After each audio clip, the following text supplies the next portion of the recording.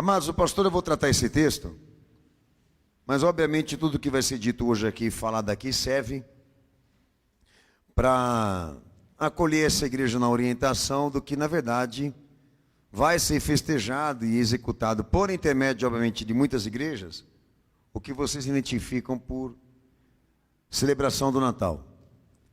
Eu escutei, inclusive, aqui o irmão Samuel falar um pouco sobre isso, e ele fala, em algumas coisas que ele disse aqui, como geralmente também aqueles que abrem o culto e ministram aqui, falam que está na apostila dessa igreja que nós preparamos com base bíblica para orientação e informação de todos vocês.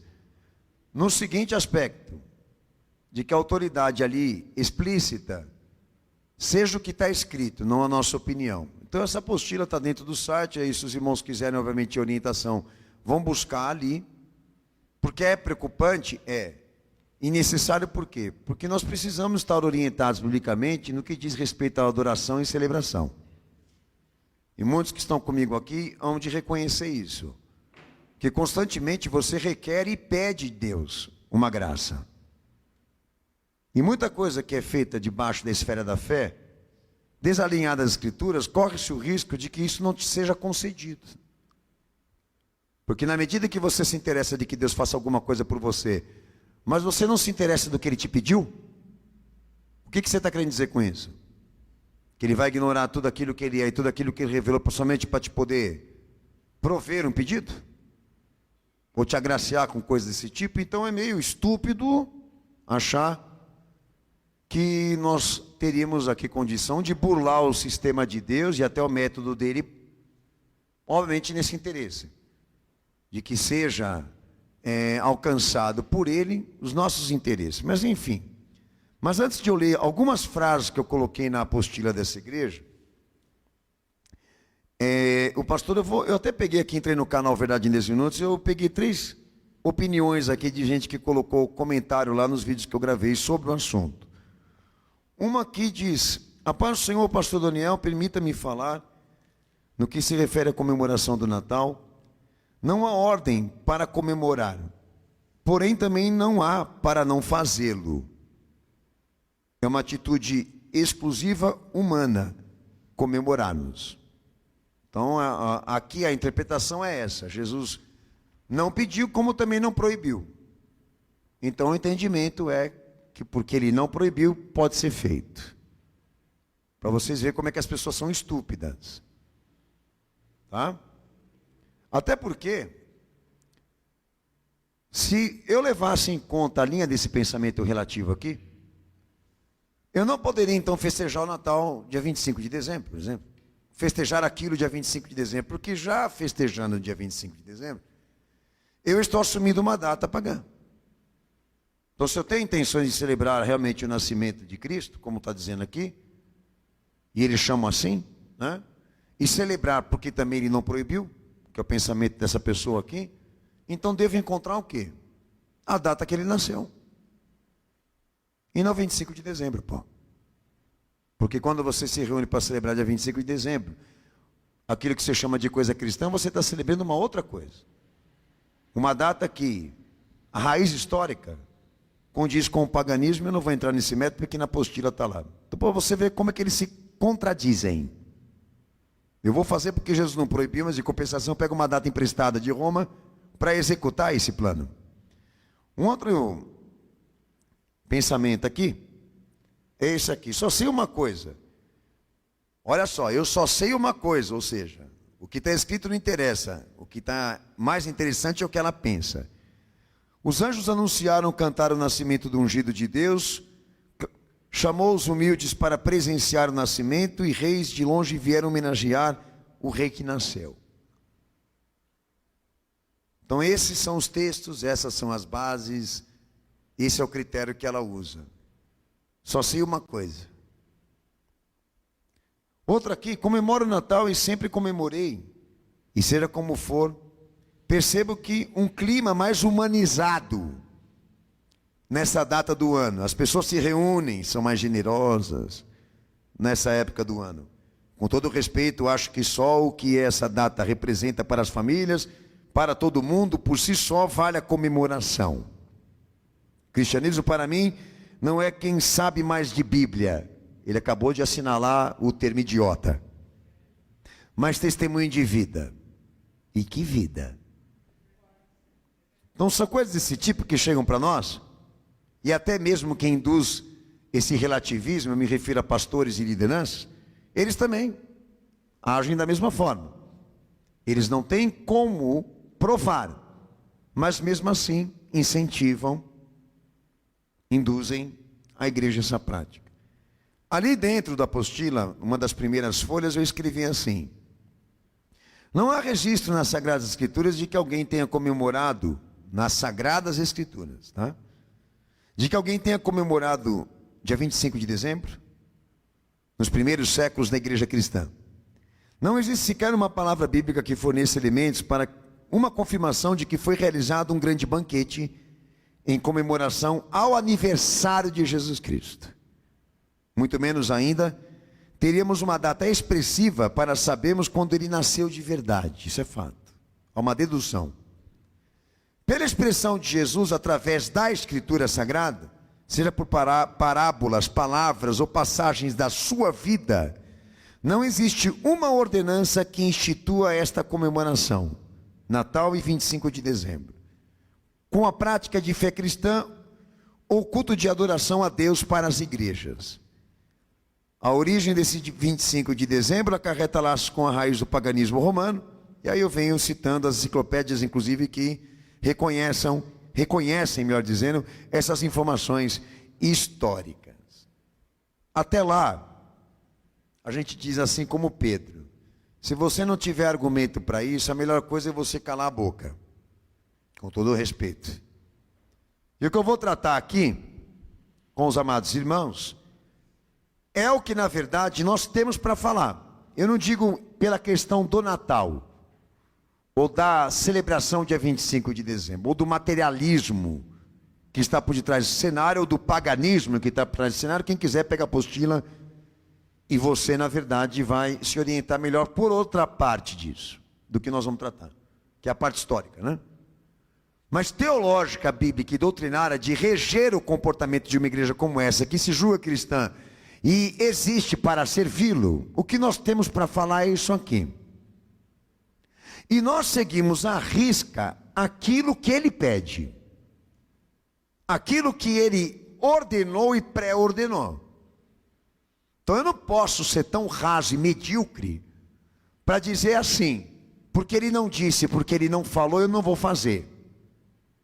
Melhor dizendo, porque ele não disse, porque ele não falou, eu vou fazer.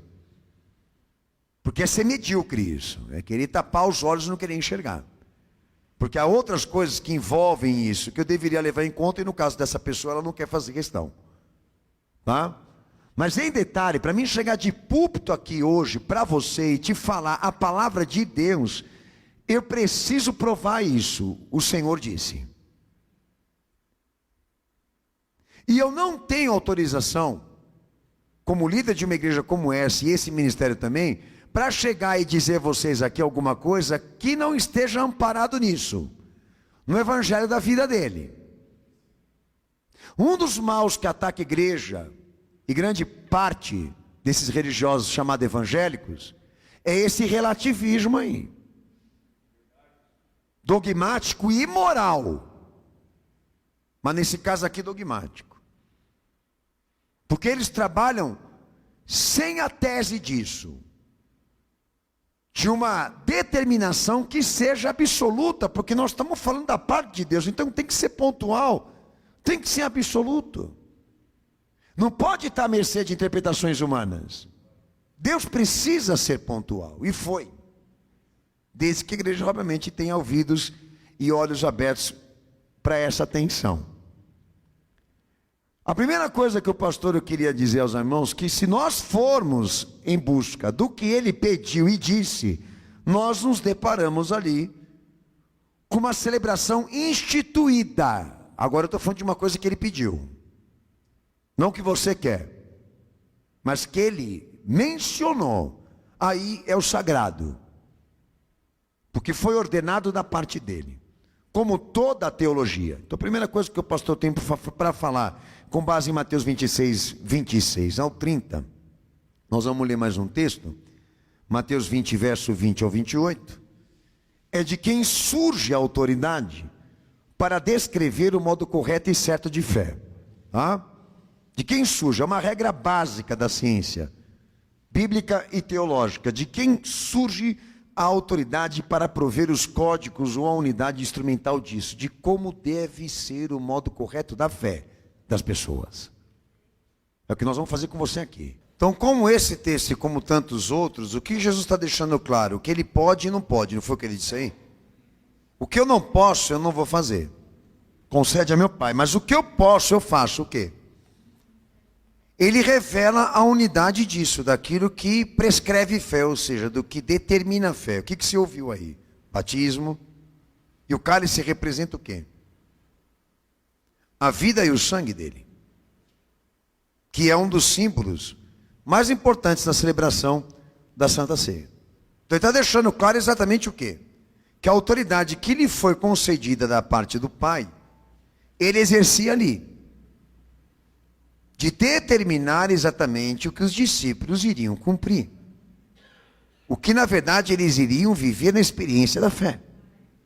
Como todos os textos, e eu não tenho tempo para ler todos aqui que eu gostaria, mas eu dou referência, Mateus 26, 39, Mateus 3, verso 13 ao 17, Mateus 11, 27, que são textos que deixam claro que Jesus deixou muito estampado que existe uma correlação entre o pensamento e a autoridade.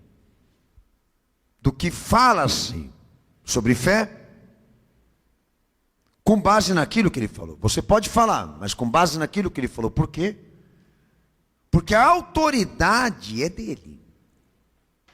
O entendimento é que o direito de falar sobre fé, ele é imutável. Ele é divino. Ele é mais que humano. Deus tem que descer aqui e falar. Senão não é fé, senão não é palavra, senão não é escritura. Deus precisa se pôr à frente dos homens para prover aos homens a unidade disso. A unidade instrumental daquilo que todos vão saber dele e viver por ele. E evangelho é isso. Deus assumindo a frente para ser o próprio princípio, método, sistema e pensamento de fé. E nós vamos ignorar isso aqui? Então, por muito tempo a igreja vem trabalhando esse relativismo e escancarando as portas para o inferno, dominar as pessoas. É uma venda de consciência, é uma coisa triste que nós estamos passando. Porque não está no mérito isso, de que Jesus seja o sistema, o método e o princípio. Está no mérito daquilo que as pessoas gostam de festejar, ou até mesmo gostam de celebrar, ou até mesmo concordam em obedecer. Senhores, nós não temos uma igreja formada em pensamentos. A igreja não surge de homens. E nem das suas motivações religiosas. Ou me prove ao contrário. Que realmente existe uma igreja de Cristo que seja puramente institucional. E ela não é. Ela é orgânica. É a vida dele. Mas vocês insistem em quebrar essa regra. Em tomar a frente de Deus ou usar o nome dele em vão e dizer que tudo isso é para ele, e a gente sabe que não é. Não é por uma questão doutrinária, lógica, até lógica, porque você vê no que está rodeado o cenário dessa comemoração e dessa celebração. No que se apoiam as motivações ali. E é mais do que óbvio que isso não é cristão. Não há um interesse nenhum ali de exercer verdadeiramente evangelho. Ou verdadeiramente evangélico. O que rodeia ali, o que cerca ali, só tem uma palavra para expressar: consumo. Mas eu fico triste porque todo ano a gente faz, obviamente, uma espécie de campanha de esclarecimento e abordagem. Eu até disse aqui para irmãos da igreja que a gente vem notando Antigamente era diferente. A maioria dos comentários escrachavam a nossa igreja, o nosso ministério, inclusive a mim, por esse posicionamento bíblico. E isso vem mudando. A gente percebe nos comentários e cada dia mais avança o maior número de pessoas que estão demonstrando pelo menos bom senso de querer buscar um exame disso. Um raio-x disso. De que fé nós estamos falando? Da fé religiosa, da fé intelectual ou da fé bíblica? Da fé escriturária. Porque se for, a ciência é outra. Você não pode dizer eu penso, eu acho e eu quero. Você tem que provar que Deus realmente disse aquilo. Porque a unidade do pensamento e o instrumento desse pensamento é ele e a vida dele. É a partir dele e por ele que é determinado aqui o modo correto de se viver fé. Então jamais pode-se dizer cristão alguém que trabalha a fé paralelamente a ele. Você tem que entender isso. Não se pode chamar de fé cristã nada daquilo que age, vive, representa ou testemunha a espontaneidade do pensamento humano. Porque para se dizer cristão, tem que ser bíblico. E para que seja para ele, como todo mundo está falando, tem que estar provado que caminha com ele, anda com ele e foi visto nele. Agora, pastor Daniel, eu não aceito. Quem disse que eu estou perguntando se você aceita ou não? Se eu quiser pesquisa, eu vou para o Google. O meu propósito com você aqui não é de pesquisa popular. O meu propósito com você aqui é buscarmos a ciência de Deus. Porque as agravantes disso que eu estou falando aqui, do descaso com a revelação de Deus, as agravantes é que você vai para o inferno, se você for profano. E descumpridor das doutrinas que foram instituídas por ele. Você que sabe, é o teu que está na reta, não é o meu.